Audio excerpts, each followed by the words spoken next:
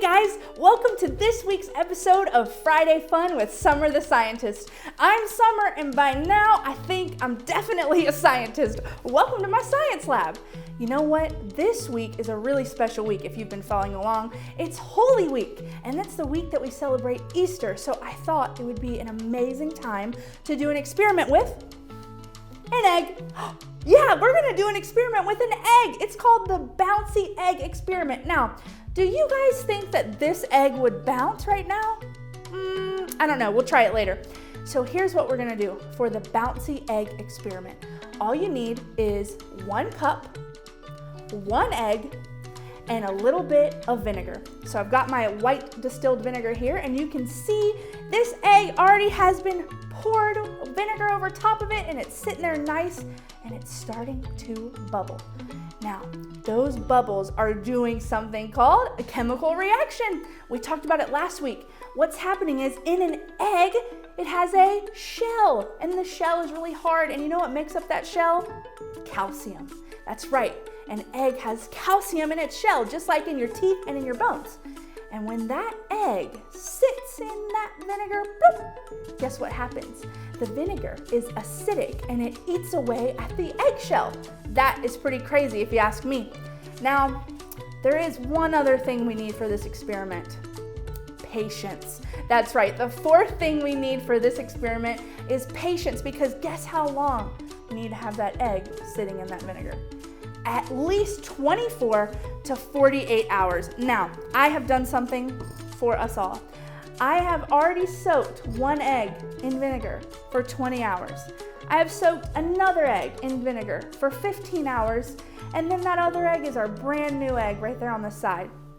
Now, as you can see, it's gonna bubble and bubble over time, and the egg is gonna swell a little bit because that hard shell leaves, and there might be some vinegar that gets in that egg. So I say I'm gonna use my tongs.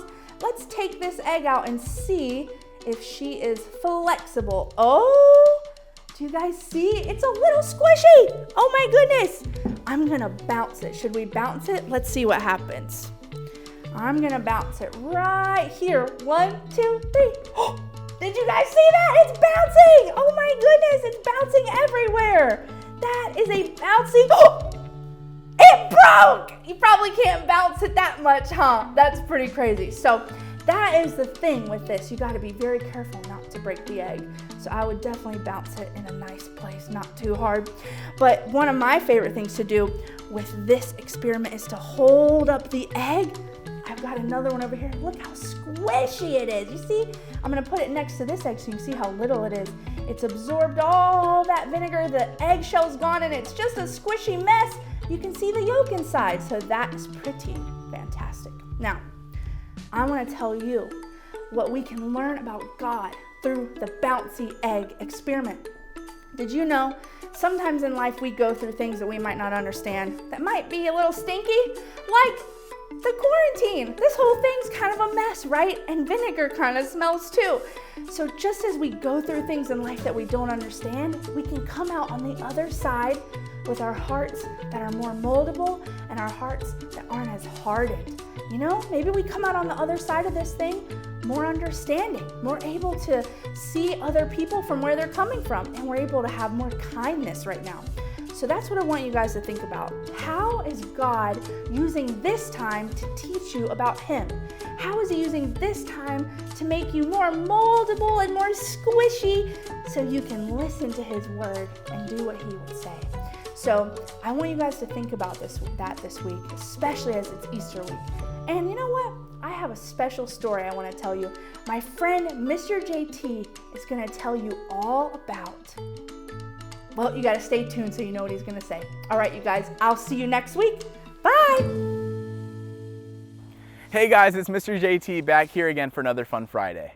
Last week we had a great time introducing Holy Week and talking about Palm Sunday. Palm Sunday was this awesome event where we were talking about coconuts and being on beaches and going to Florida, right? No, remember, it was something that happened that was even more incredible. That Jesus was coming in to a city on a donkey, and people are waving palm branches in the air and laying them down at his feet for him to walk on, because he was the king coming into town to save them. Today we're going to be talking on another event that happens in Holy Week. that this event actually happens at night, and it happens on Thursday night. That this event was very, very special, and it starts off with this grand supper that he's having with the disciples. At this supper, they're eating all sorts of things. They're having some kind of bread. They were going to town on this bread, going all crazy eating it, and they were also having wine at this dinner. That this was very, very special because it was the last time that he would be able to eat with his disciples. Because Jesus knew in just a couple hours, he would be captured and be taken to be killed on the cross. That after this supper, they decided they were going to go to this garden. This garden was called the Garden of Gethsemane.